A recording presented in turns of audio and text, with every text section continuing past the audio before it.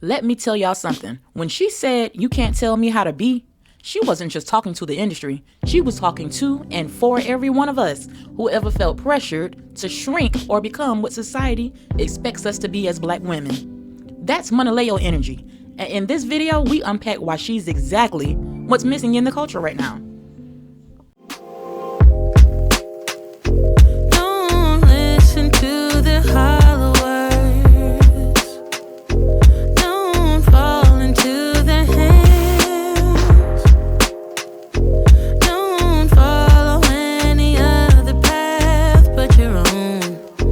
Don't need to live up to their demands. Only your heart can tell you what is right. You really should listen.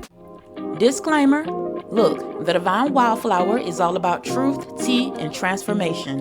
In that order, we talk culture, relationships, healing, and yes, a little real world mess, but baby, it's all opinion, not fact, not gospel. So don't quote me in the comments, okay? We're just here to share perspectives, laugh through the lessons, and remind every black woman watching that she's allowed to evolve and be entertained. Healing ain't linear, baby, and neither are we. All right, boo, let's start with some receipts. Now, for the ones in the back who don't know who Monaleo, born Leandra Roshan Gay, hails from Houston, Texas, and she's been rising fast in the rap game since about 2001. Her breakout was Beating Down Your Block, a post-breakup anthem that went viral because it had both the bite and vulnerability. It's raw hip-hop and rap without the fluff or flow. But here's what I love. She didn't step into this lane by copying someone else's blueprint or conforming to the typical norms. Her sound, her style, her voice, they emerged with purpose. She shows up unapologetically feminine and fierce. And yes, she's had to wrestle with mental health, motherhood, and the pressure of public life. Her transparency about those topics only make her even more potent. This isn't just a commentary video on a rising artist. It's a lesson for us all about staying authentic, even when the world wants to force us into a mold. In her recent Breakfast Club interview, Monaleo got vulnerable. She started talking about breaking generational curses, walking into marriage, and using Sexy Solon not just as a vibe, but as a movement. And here, I'm going to share a bit of that with you, then we'll get back to the commentary, boo. How do you really process having a son and not knowing that you had a son for almost 30 years? That was my next question. Did he not And then know? he's an artist, Yeah. but he was telling us too. He was like, I've seen him before. I know his music. He was able to tell us some of the songs that he did that he really liked. So it was just like, I could tell he was stunned. He had no clue. He had no idea though, because if you look him up, he's from. You will see that he's from North Carolina. Yeah. His dad had never been to North Carolina. He had met his mom in Atlanta, and they were young. Things happened. They moved apart. She was pregnant. She moved back home to North Carolina to kind of go throughout her pregnancy. Yeah. So it was like he never really knew anything about him. Yeah. So I imagine that that's a lot for him to process as well, and his mom as well too, because I know that she lives with some of those feelings and like, you know, just being young and being a human being and making mistakes, but not really a mistake because I needed him. So it's not, I don't perceive it as a mistake. Yeah. So it's like, it's a lot for everybody to process in this experience. So I'm just trying to be the glue in this situation and keep us all close, keep us connected, and keep us in this healing process. Yeah. Well, y'all some generational curse breaking motherfuckers. Man, I'm telling you. God damn. You're a great woman, I'm girl. telling you. You're a great I'm woman. just saying some generational curse breakers. I love that. Word. And it's Yeah. very Because that's what we live. That's That's what what we live swear by. by. That's what we like stand on. Where That's does what we swear by. Where does that come from? Because in your music, We really black.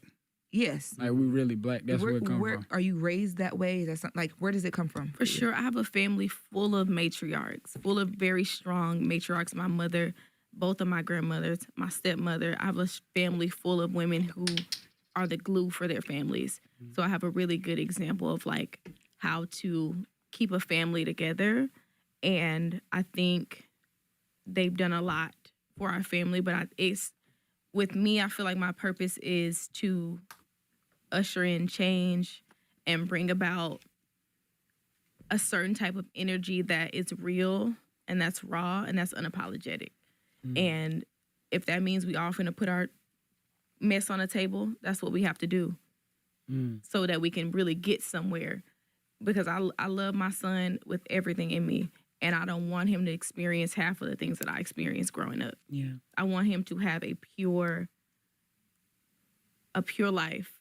And so I want to, if that means uncovering everybody's secrets, and just, my son deserves to know his grandparents, his grandfather, he deserves to have a relationship with. Okay, y'all, she spoke on her father's secret cancer battle, and that made her realize the urgency of living full and honest. She also emphasized that she's using her music to promote Black unity, community, culture, and not just hits. She's breaking generational curses, and that's what this channel is all about, baby. So if this is your vibe, boo, please do subscribe. Now, what impresses me is how she links her spiritual healing and culture reclamation. She isn't just making songs, she's healing cycles. She's saying we've inherited trauma, but we can inherit purpose too. And she's not shy about it. She wants to honor her ancestors, honor the soil, and still look and feel like a woman all at once. She's proof that your story doesn't have to be hidden for you to be powerful. So when she drops Sexy Salon, it's not just sexy, it's ritual, it's reclamation. It's saying I reclaim my heritage, my body, my story, and I walk upright in it. This is the kind of artistry we need. Unapologetic, spiritual, aligned, and loud enough to wake up the generations. And Monaleo is walking it out loud. So what differentiates Monaleo from the flood of female rappers? Well, it's obvious, but here are a few things. 1, intimacy in her vulnerability. She's aggressive when needed, but doesn't shy from confessing pain, confusion, or hurt. That blend of strength plus softness is rare in rap. 2, she resists over-sexualization. She doesn't lean on being overly provocative. Her presence, her aura, her message carry the weight. That doesn't mean she's modest or hidden. She just controls her own narrative. 3, cultural and spiritual grounding. Her work often references deeper things. Healing, mind state, the internal battle. She speaks of Black women who are tired of having to choose between their softness and their power. She's saying loud and clear, I can be spiritual, emotional, fierce, and sexy all at once.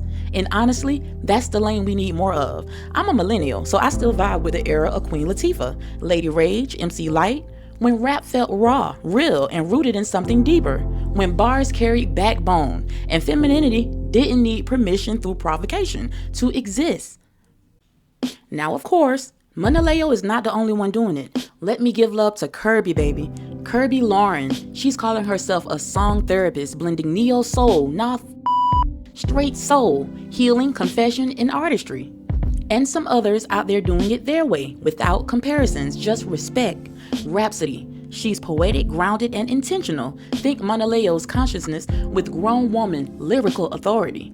Brittany Carter. Her music is about self-worth, awareness, and the inner battles of Black womanhood, all through clean, elevated lyricism. These women, including Monaleo, are chef's kiss and proof that you don't have to squeeze yourself into someone else's box to get heard. You just need to show up in your full complexity. If you ladies know any other dope, unapologetic female artists, please drop them in the comments. But why does Monaleo's rise feel necessary? Because we, Black women, creators, spiritual beings, have long been forced to choose. Strong or soft, spiritual or sexy, commercial or real. She's dismantling those false binaries. Her presence is a reminder. Your lane can hold chaos, peace, tears, laughter, all in one chapter.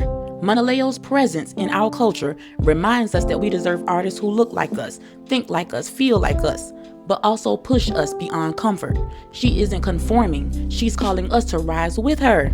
If you love this, hit subscribe, drop me which Monaleo track left you speechless, and let's keep building this wildflower energy together, sis. Until next time, love you all and bye, girl.